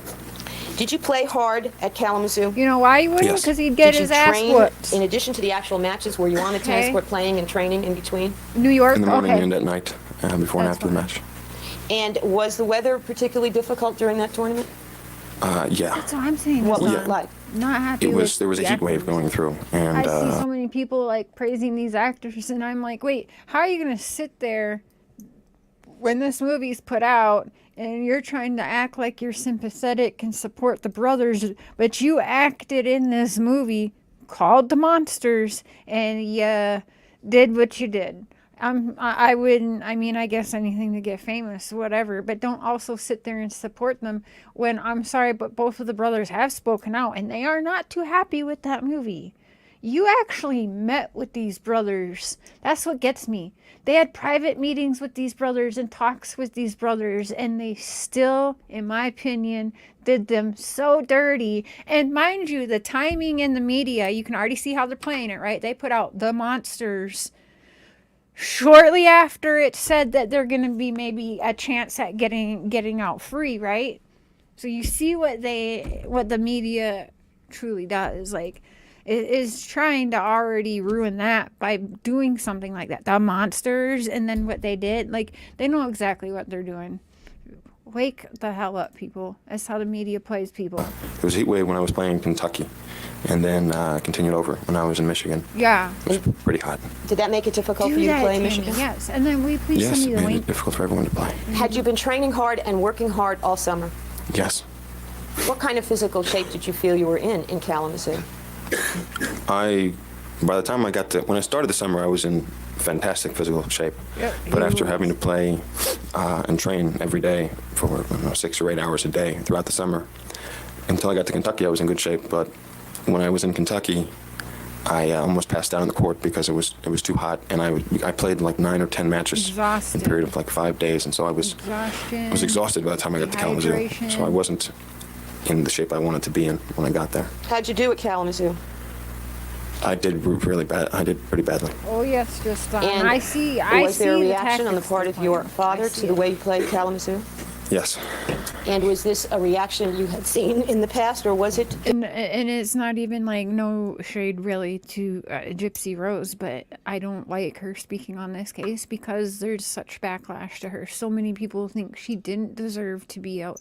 So I don't want to see anything railroad this case again because, again, I do think the O.J. Simpson, if you guys watched the actual documentary, not the movie, the actual Menendez brother documentary on Netflix, it came out a little bit after the stupid-ass movie.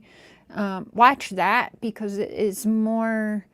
you're going to see like parts of the trial, the real news footage and all of that. It's still media, it's still edited, you know, but it was much better put together than the movie. And I really like Netflix is probably going to pay the brothers for what they did there and I don't know if that's why they put the other one out shortly after because they were getting the flack for it or what they're doing because they're both on Netflix.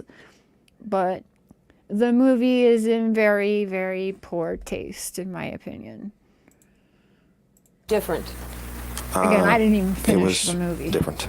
Now, in the past, if you had lost a tournament, how would your father react?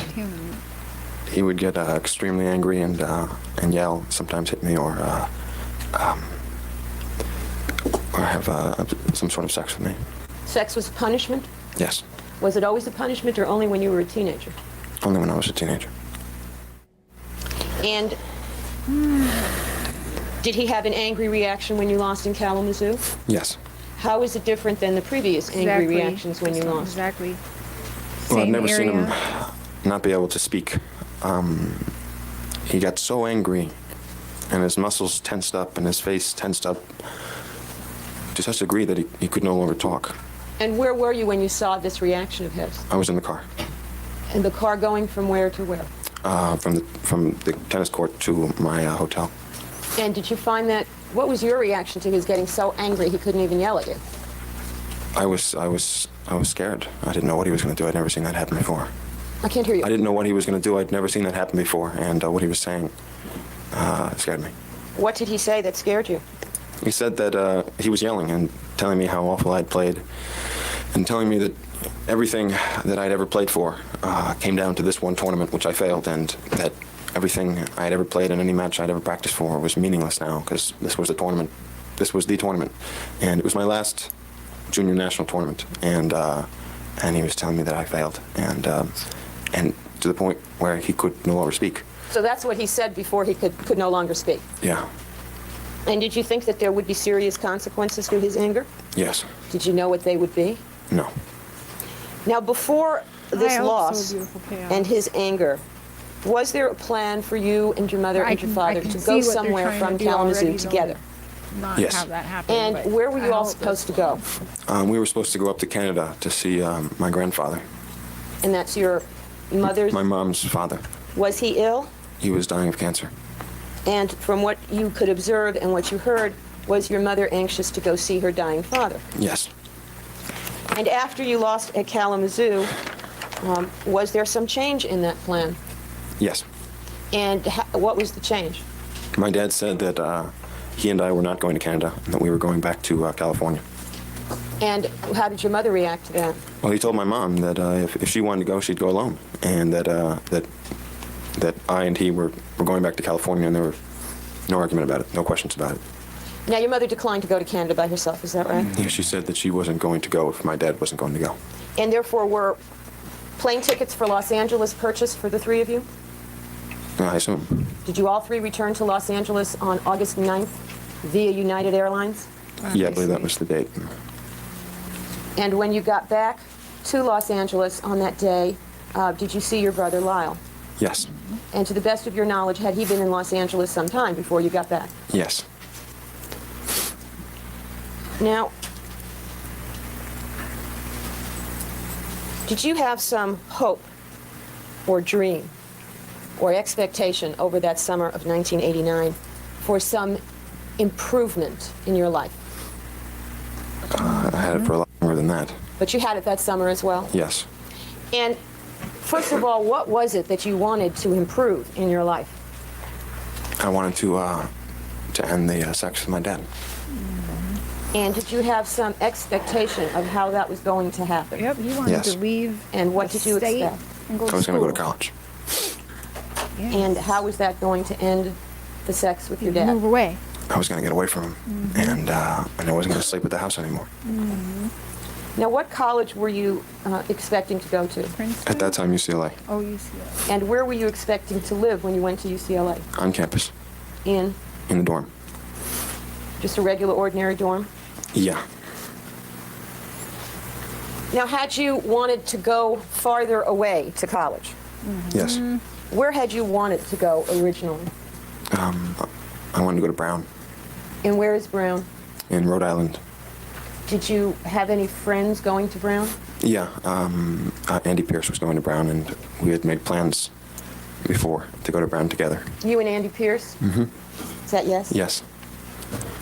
And did you apply to Brown? I think you Yes, did. I did. Did you apply to a lot of schools?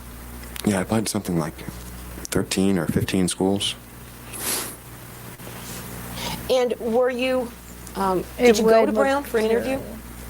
Yes. And did you have contact with the tennis coach at Brown? Yes.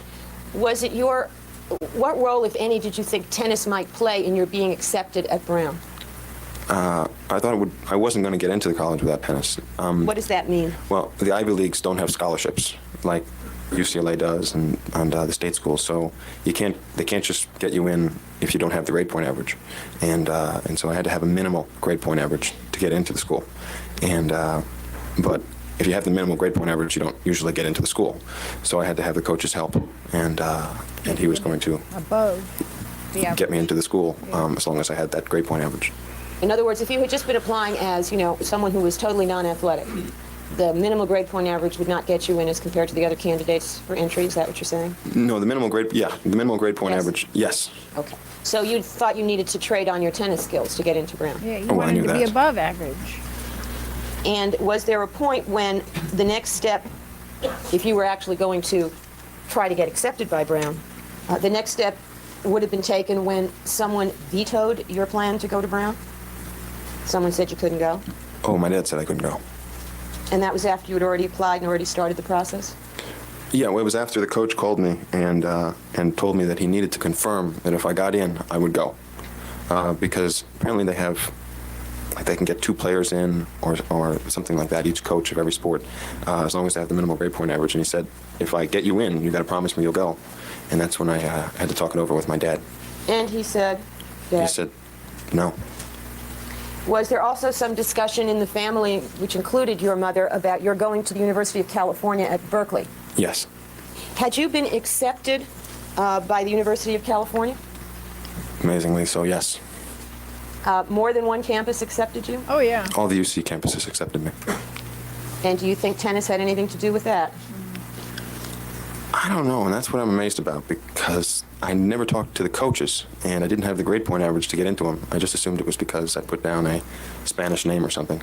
Well, have you seen any of the applications that your mother made out for you for college? Yes. Did she identify you as Hispanic on those applications? Yes. And indeed, you are in part, are you not? Yes, yes. So was there conversation about you perhaps going to Berkeley? My mom wanted me to go to Berkeley. And did you have some sense of why your mom wanted you to go to Berkeley? Yeah. What was that? She didn't want me around the house. She wanted me to go to Broadway to Berkeley. She wanted me to go to Brown.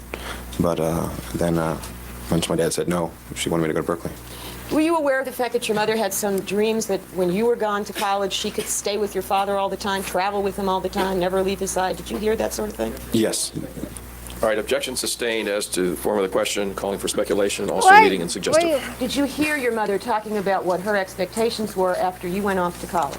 Yeah, she was excited to get Lyle and I off to college and away from the house so that she could take trips with Dad, and she wouldn't have to she didn't want Dad to go on business trips alone. And so she would be able to go with Dad to business trips, and she'd just be able to have the house to herself. And have Dad to herself? Yes. Now, how important was this idea in your mind that going to college would end the molestation by your father? How important was it? Yes, how significant a notion was this? It was the most important thing in my life. It was everything in my life. It was all I thought about. Why was it all you thought about? I don't understand. All right. Why was it all I thought about? Yeah. Because it would end the sex, and that's all I thought about. How did you feel at 18 about the fact that your father was having sex with you? I hated it. I hated it. I hated it. And what did you think your options were with respect to sex with your father? Options? I had no options. Well, let me ask you this. Did you, over the course of the preceding 3 years, ever consider killing yourself? Yes. And what was the reason, as far as you understood it, why you thought about killing yourself? Because it would end the sex. And that's all I wanted. And like, why am I having to repeat the same thing had you over ever and tried over to again? end the sex through confrontation or violence against your father? Yes. Yes? You were violent towards your father? No, not violence, no. But I said no to him once. You said no once? Yes. And this here, the questioning and everything, this is why many women don't come forward. You know what I mean? Because then they get put on the stand. Half the time they get told they invited the sexual advances or whatever. It's kind of like these questions being asked, though it's his defense. I'm kind of like, damn, they are like drilling the same thing over and fucking over again. So I don't know. is a little too much, because it's, look at him, he's being fucking re-traumatized again and again. Why most women don't come forward. Look at what they're doing to him on the stand right now. How many times she just asked the same question in a fucking row, and that's triggering. You when you said no. I was 17. And it's his lawyer. Yeah, exactly. It's his defense. Was there a reason that you gave him for saying no? Exactly. Not that I gave him. Was there a reason though? Yes. What was the reason? I couldn't take it anymore. I didn't want it anymore. And Yep. I was really in a bad state that day, and he just walked in the room, and I said no. He walked in the room, and there were certain signals and things that he would do, which we'll get to later, about that told you that sex was... Counsel, let's not lead the witness. Okay. Were there certain things or signals that he did? He walked in the room, and there were certain signals and things that he would do, which we'll get to later, about that told you that sex was... Counsel, let's not lead the witness. Okay. Were there certain things or signals that he did when he walked into your room that told you that he wanted sex of some kind? Yes. And did any of those things happen on that day when you said no? Yes. Now, without going into the details of it, on that particular occasion, after you said no, did your father become upset? Yep. Yes. And did he do anything violent? Yep. Yes. And would you just tell us, not what happened, but just generically, what violent things did he do? He threw me on the bed, and I went to get a knife and put it at my throat. Put the knife to your throat? Yes. And was there sex with your father that day? Yeah. Yes. Was it that fourth kind that you called Yes. sex?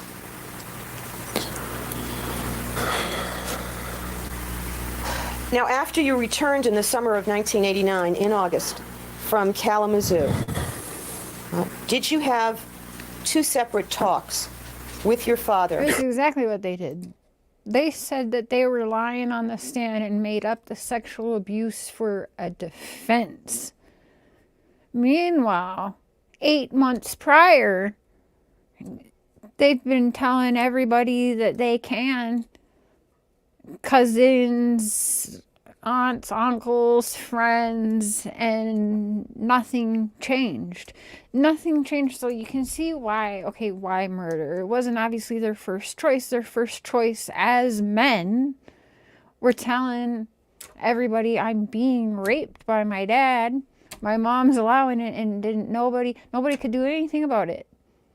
So, like, what other option did you leave them?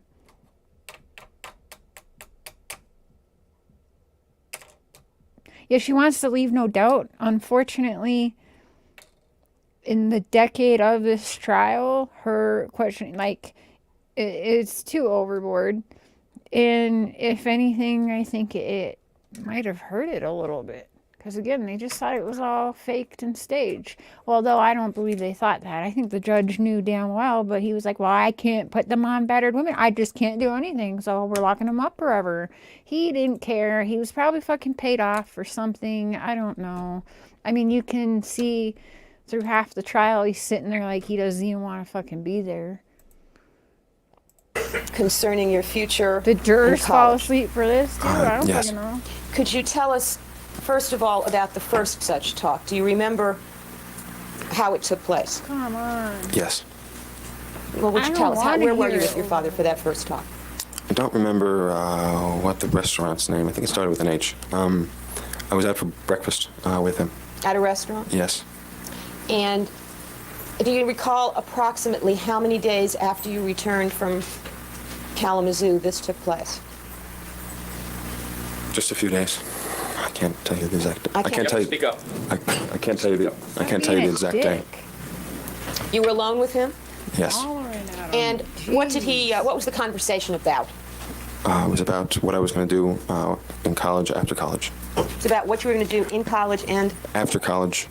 Okay. And what? Who was doing the talking? Were you telling your dad what you were going to do in college? No, my father was telling me that after college, he wanted me to take business and economics as my major, and after college, he wanted me to take this, I guess, a special program at UCLA, this business law school program that combined it in a certain amount of years, and then after that, he said that he was going to move to Florida. Right at the end of that, and we were all going to go into business. He was going to go into business with me. Who's we all? Lyle, Mom, me, Dad. Okay. So he was telling you what your future was going to be. Yes. Is this the future you had planned for yourself? No, but I mean, I hadn't really planned a future for myself. You hadn't decided what kind of work or career you were going to do, had you? No, I didn't know what I was going to do. You just wanted to get the fuck away from him. And was your father presenting this to you as an idea that he wanted you to think about, or was this a done thing? Done thing. No, this is what I was going to do. Yeah, no question. And that's why he was talking to me, because I needed to get the grades at UCLA to get into the program. And he was concerned about that, and so he was concerned about that, so he was telling me that I was going. So was he buying grades for his sons too? Like, maybe, I don't know. You know, the whole college scandal that got Aunt Becky from freaking Full House in jail. Is she still in jail? You know what I'm saying? All those rich brats mommy and daddies could just pay for, and a lot of it was to get in through sports. Remember that too. So, like, was this dude buying their grades to get them in the schools that he wanted to keep them close? I mean, that's what I fucking think, but I don't know, would Lyle and Eric even know if he was doing that? Or would they say he was doing that? I don't even know, because they don't want no downfall on their names either, right? I mean, to have to really, really, really work hard to get the grades, and therefore my tennis was going to have to drop. Okay. And what did he mean by your tennis was going to have to drop? Just that he wasn't sure whether or not I was going to be playing on the team, and he hadn't decided yet whether or not I was going to be playing tennis at all. I guess it depended on the grades I was getting. However, Dad could get him into the schools that Dad wanted him in to keep him close to Dad. That's what it is. And if it wasn't going to be tennis to get him those grades or above average numbers or whatever to get in there, well then, see, all that is making too much sense, right? My sense was that he was. Because why would you push him so hard for wasn't. tennis to be like, well, now you got to drop tennis? So clearly tennis was working for what you wanted at first, but that wasn't good enough to get him in the school you wanted. And even Eric's like, I don't even know how I would get those grades. I didn't have that. Like, it shocked me to get in there. So what's to tell you? Going to let me play tennis anymore. Okay. Now, the team that he's talking about right by him at all times. Which team is that? The UCLA team. And how good a team did UCLA have? I think that year they were #1 in the nation. I'm not quite sure. A good team. Yes. And had you been promised or assured a place on that team? No. Were you still supposed to be trying out for it? Yes. In fact, Mr. Menendez, were you originally supposed to go somewhere after Kalamazoo, after the Canada trip? Were you slated to go somewhere? Yes, I was. Where were you supposed to go after you visited your dying grandfather? To a tennis camp in Florida. And what was the purpose of your going to a tennis camp at that point? To train for the tryouts of the team. To see if you could be good enough to get on the UCLA team? Yes. So what is your father telling you? You're not on the team yet, right? Yeah, he was telling me, well, my father expected me to make the team if I tried out for it. I guess that didn't work into his calculations, I don't know. But he just told me that he hadn't decided whether or not I was going to be playing on the team, that he hadn't decided whether or not I was going to, he wanted me on the team, and that he would let me know before tryouts. Now, was this a new experience for you, your father sitting you down and telling you what you were going to do with yourself and your life and your sports and your work and all of that? No. Was this very typical? Yeah, that's what happened. So, did it, however, bother you? In some senses, in some ways. In what way did it bother you? Well, it bothered me because it was a big challenge for me to get on the team. They didn't have a junior varsity team. They cut that program, so it was just the varsity team. There were only like 13 or 14 players that made it, and so it was a big challenge. And I was really working to get on the team, and I was looking forward to it. But in a sense, it was sort of a relief if the pressure ended. What pressure? The pressure of tennis, of just I felt part of me didn't want to play on the team because I didn't want to have the pressure of winning the matches at the tournament. I mean, at the matches that they played. What was the source of the pressure? Was this in your head? Was this the coach of the tennis team? No, it was my father. Your Honor, if we're going to take a morning break, this is. All right, we'll take a recess. We'll resume at 20 minutes after the hour. Don't discuss the case with anyone. Don't form any final opinions about it. I want to go through a little more of this. I want to hear Lyle's This has still got a long, what is this? Damn. We made it a third of the way through this. You guys want to go through some more of this tomorrow? I think Lyle was a little bit better at school and tennis, if I'm not mistaken. Dad had them both in tennis, but if I'm not... Lyle, I think, played better than Eric in tennis. Didn't the dad have something where he was even like, you can't play tennis with your brother, you're too good for him, or something? It was something like that. Watch the Netflix special. Again, I would not recommend the movie The Monsters. I think that's garbage. I highly expect both brothers to profit off of that garbage movie. I hate those actors because they spent time with these boys and still did them dirty. I'm not supporting them. I never want to watch another fucking thing they act in. So, not that really matters, but yeah, watch the, I think it's just called The Menendez Brothers, on Netflix. And we'll pick up from here sometime tomorrow. Because I want to hear the rest of his testimony, and I want to hear Lyle, because you got to hear when Lyle's on the stand, and then you got to watch Eric's body language too. It's fucking heartbreaking.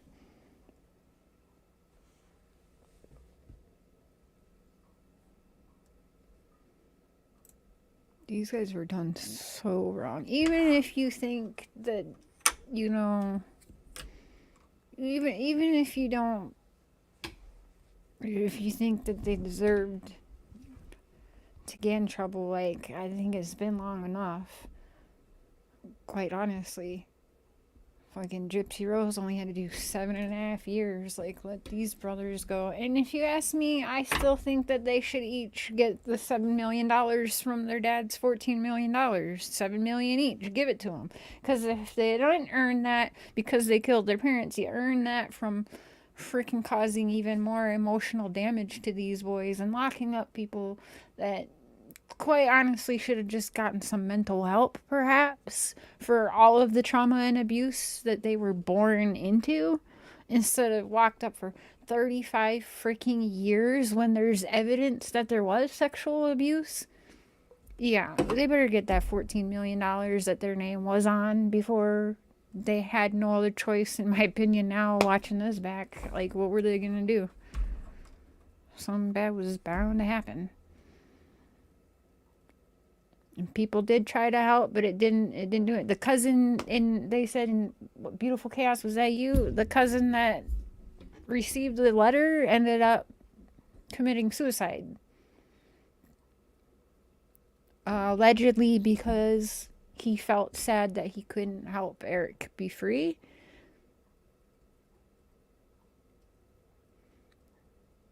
I don't know when is the world going to learn that just locking people up in a prison, throwing away keys, and the answer to every situation. I don't fucking know. But we will get back to this. We'll pick up here tomorrow and finish Eric's, and then we'll go on to Lyle's, because now I want to watch it. I don't care if everyone else is all wrapped up in the other fuckery going on. I'm going to distract myself because I got to be careful what I say so I don't get anybody else locked up for any amount of time because of my mouth. So I know a lot of people are very disappointed that I'm not streaming the trial, but for me, there's a time and a place. I mean, I'm going to talk about it. I just don't know when, because again, my channel is watched because people know I'm close with Billy Joe. So anything that comes out of my mouth could be taken like, well, is Billy Joe telling her that or whatever? And I don't want that. So, might just be safer for me to wait till it's over and then say my piece. You know what I mean? I don't know. We'll see. We'll see what happens. But I'll see you guys tomorrow to finish Eric's testimony. I want to keep going through this because, I mean, next month they might be able to walk free. And if they don't, well, we're sure going to be studied up and we're going to cause a ruckus. You guys, I have, I think I have the thing pinned for Let me just make sure I got that. Justice for, hold on. Is that right?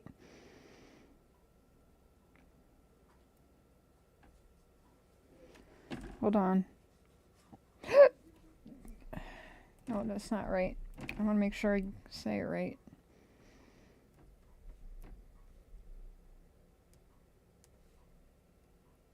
justiceforericandlyle.org. You can sign the petition. They have like banners that you can use to put like on your social media things to change your pictures. They have all different sizes of the pictures you can download and like put it like Twitter or X, whatever lets you have like a back banner. I might change. I have a banner. You can have a banner for YouTube. I think I might get that one. I'll download that one and put that across my banner here on YouTube.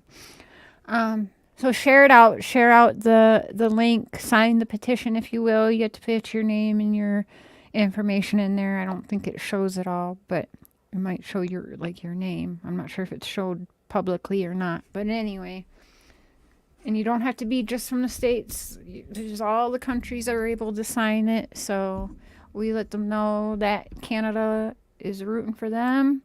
We signed it, so please sign it. But we'll be following, of course, all of the updates and everything too. And hopefully we have something very good to report next month.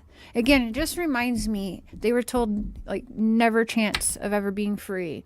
And everything that they've done, all the programs that they've started and done, and all the people that they've been helping for decades now is just like Cecilia's husband, Taylor.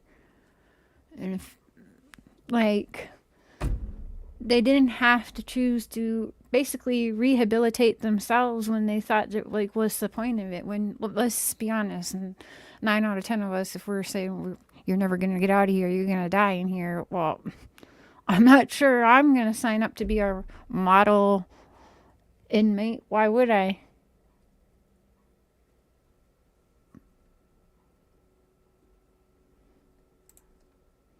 So we'll finish this tomorrow. We're at an hour and 5 minutes in. So we got another 2.5 hours of this tomorrow. We'll start early. Thanks for hanging out. I'll see you guys tomorrow. We'll finish Eric's testimony and then we'll go on to Lyle's. Maybe there'll be some news in between the report. I'm not sure, but be watching. Love y'all. See ya. Bye.